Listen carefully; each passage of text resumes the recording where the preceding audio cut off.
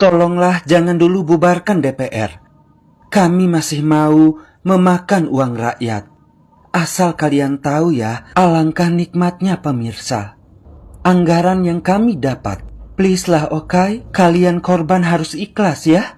Dan merelakan kami kenyang di atas penderitaan kalian. Ayo rakyat, dukung kami.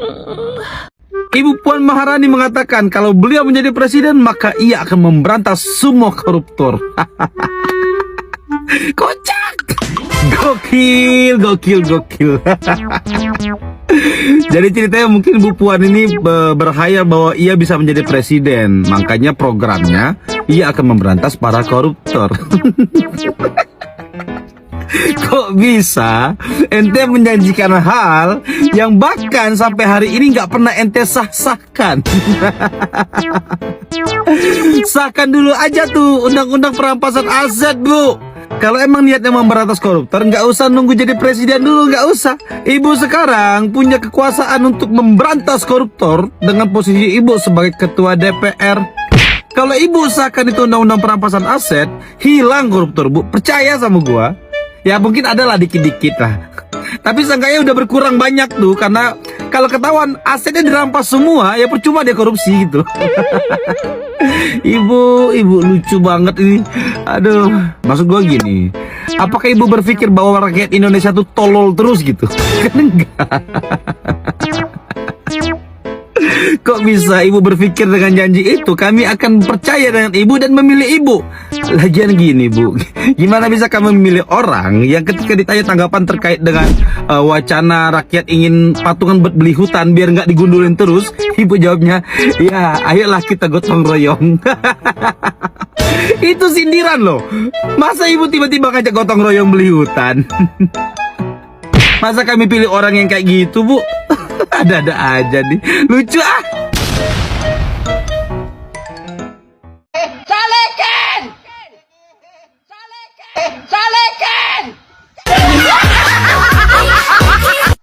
Ini lucu kalau menurut saya, Lur. Ini lelucon, Lur, ya. Nah, Puan Maharani kalau jadi presiden mau berantas korupsi sampai ke akarnya, Lur. Kan lelucon ya. Lucunya gimana? Masa mau memberantas korupsi aja nunggu dia jadi presiden, Lur, ya. Sementara dia kan ketua DPR, ya. Ketua DPR kan masih wakil rakyat, ya, Lur. Sementara namanya koruptor itu kan ya menyusahkan rakyat gitu kan. Jadi apapun yang menjadi hal yang menyusahkan rakyat itu kan masih tanggung jawab dia juga kan. Dia kan wakil rakyat gitu loh. Jadi sekarang ini kan banyak koruptor kan. Bantulah kalau memang merasa mewakili rakyat tuh. Bantu memberantas korupsi, nggak usah nunggu jadi presiden gitu loh. Mau berantas korupsi aja kok nunggu jadi presiden gitu loh. Ya kalau memang mau mencalonkan tuh bagus juga kan. Tapi rakyat tuh yang dinilainya dari kinerja gitu loh. Bukan dari janji loh. Jadi selama ini kewajiban Puan Maharani ini apa gitu loh. Kan wakil rakyat loh. Kalau memang mau mencalonkan jadi presiden tuh mulai sekarang ya kerjalah nyata ya. Bantu berantas korupsi ya. Gak usah pandang bulu. Nah itu biar rakyat yang menilai ya. Rakyat itu otomatis loh. Ya otomatis rakyat itu tanpa disuruh ya, tanpa diminta. Kalau memang tuh kinerja para pejabat tuh untuk rakyat itu pasti membelanya dan juga memilihnya kembali gitu. Nggak mungkin nggak memilih gitu. Rakyat tuh mau yang baik-baik gitu. Kalau merasa cukup baik ya pastilah itu otomatis rakyat memilih. Yakin saya bilang. Nggak usah takut. Jadi nggak usah nunggu jadi presiden lah. Bikin lelucon aja. Nggak usah ngobrol janji nanti kalau sudah jadi presiden buktikan aja dulu gitu. Itu yang lebih bagus itu dibuktikan dulu. Nanti sudah jadi presiden lain lagi. Janji-janji palsu rakyat memet meh. Alah, ambil gedes. Tuh kan main-main lagi. Bergembira. Lagi. Do. Mi. Sol. Nah, sekarang sambung. Do, mi, sol.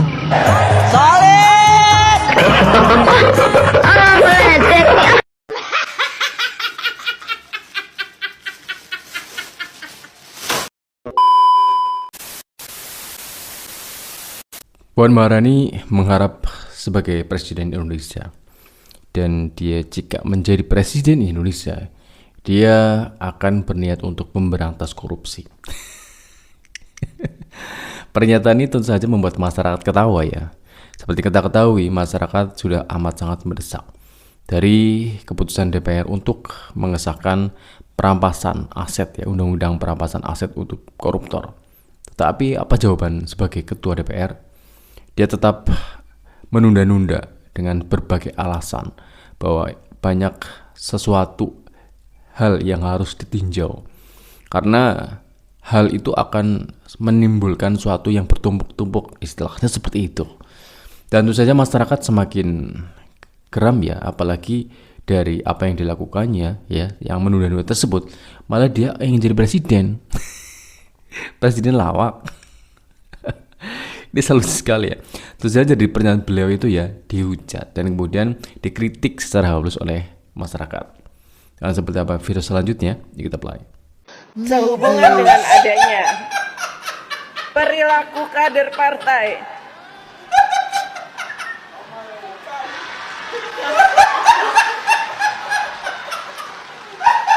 yang tidak menjunjung tinggi etika politik, tidak berdisiplin, dan melakukan hal-hal yang bertentangan dengan ideologi partai,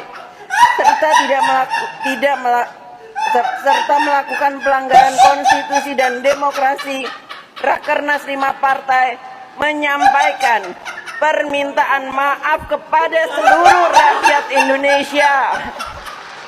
Ya, kita beralih ke informasi berikutnya. Pemirsa, baru-baru ini wajah Ketua DPR RI Puan Maharani menjadi viral di media sosial gara-gara ekspresinya saat membagi-bagikan kaos gratis di pasar di kawasan Bekasi, Jawa Barat. Ekspresi Puan dengan wajah kaku dan tanpa senyum kemudian menjadi Mbak Puan, kalau saya nggak percaya. Kenapa saya nggak percaya? Karena selama Mbak Puan jadi ketua DPR itu, 1. DPR dapat pensiun seumur hidup. 2. Gaji DPR naik 3 juta per hari atau 100 jutaan per bulan. 3. Banyak loh kader PDIP yang terjerat kasus korupsi. 4. Sampai sekarang PDIP tetap kukuh menolak RUU perampasan aset. Terus kita harus percaya sama Mbak Puan? Oh, tidak bisa. Menurut kalian setuju atau enggak? Misalnya Mbak Puan jadi presiden Indonesia. Jujur, sekarang saya jadi ingat perkataan Gus Dur. Kenapa Anda bakar lumbungnya? Bukan. Karena tikusnya sudah menguasai lumbung.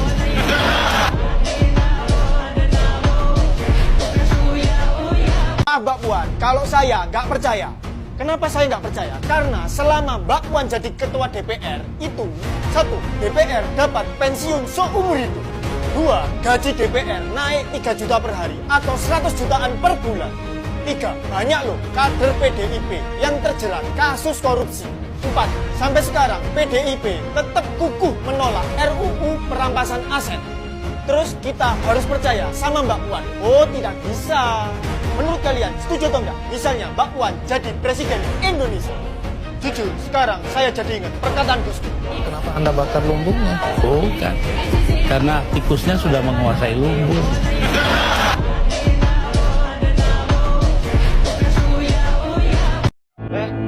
Ada ibu-ibu guys.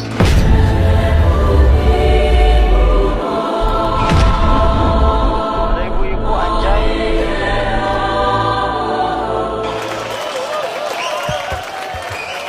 Tongkat ini adalah simbol amanat dari Bung Karno. Atas nama bulan, aku akan menghukummu. Siap. Awas jatuh. Siap. Siap. Solid. Solid.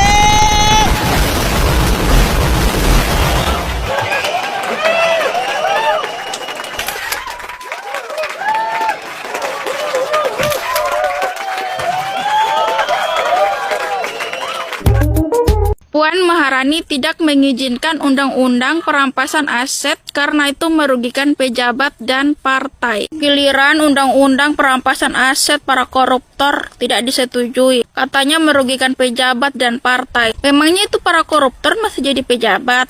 Padahal sudah jelas-jelas tersangka jadi koruptor. masih dianggap pejabat kah? Giliran soal pajak rakyat, ini anggota DPR gercep banget gerakannya. Alasannya tidak disetujui perampasan aset itu selain karena merugikan partainya, apalagi jangan-jangan Bu Puan juga ini korupsi kah? Makanya tidak menyetujui itu perampasan aset para koruptor. Kalau tidak korupsi, ngapain harus takut begitu? Baru katanya merugikan partai, Allah, bilang aja itu alasan. Lagian tuh ngomong-ngomong ini, kenapa ini ketua umum DPR itu tidak pernah diganti begitu? Perasaan dari dulu, dari sama si SD, orang ini terus yang jadi ketua umum DPR ini. Kenapa kah itu tidak menyetujui perampasan aset para koruptor itu? Apa di PDIP itu banyak yang koruptor kah? Banyak yang korupsi. Baru mau bilang lagi merugikan pejabat. Memangnya yang korupsi itu masih dianggap pejabat? Jelas-jelas itu sudah korupsi loh. Sudah merugikan negara. Masih dianggap pejabat. Dia saja korupsi, dia saja yang merugikan negara, tidak berpikir merugikan negara yang dia lakukan itu. Baru kalian masih mau memikirkan para koruptor ini. Giliran pajak saja anggota DPR ini cepat sekali bicaranya.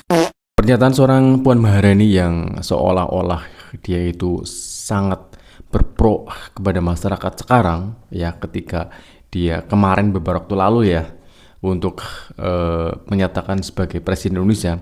Terus ini sangat lucu guys ya, karena memang seperti kita tahu ya, dia kayak seorang seolah-olah mewarisi negara dari kakeknya gitu guys ya.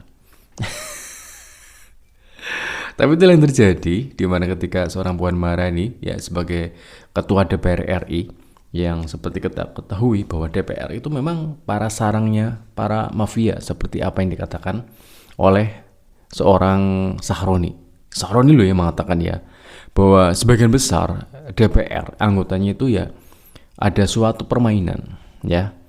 Dan itu benar-benar amat sangat mengecewakan masyarakat ya. Seolah-olah mereka itu kayak bercanda kepada masyarakat.